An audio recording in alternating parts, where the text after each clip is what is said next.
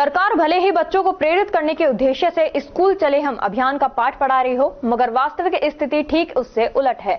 School चले अभियान के तहत बड़ी राशि खर्च करने के बाद भी कई ग्रामीण इलाकों में स्कूलों के हालत बद से बदतर हैं। साथ ही घर से स्कूल तक पहुंचने के लिए बच्चों को नर्क के रास्ते से होकर जाना पड़ता है। ताजा मामला खैरकल तिजारा जिले के मुंडावर उपखंड के गांव खुशहालबाज के राजकीय उच्च माध्यमिक विद्यालय का है।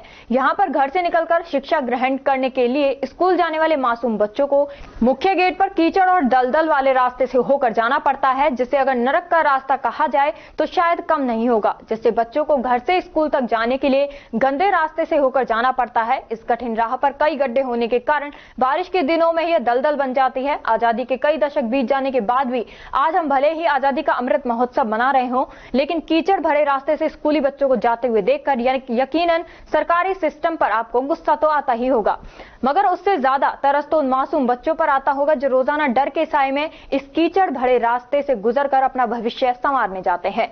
कई बार तो इन नौनिहालों को घुटने तक कीचड़ से होकर गुजरना पड़ता है। कभी किसी का पैर फिसलता है तो कभी कोई पूरा का पूरा कीचड़ से सन जाता है।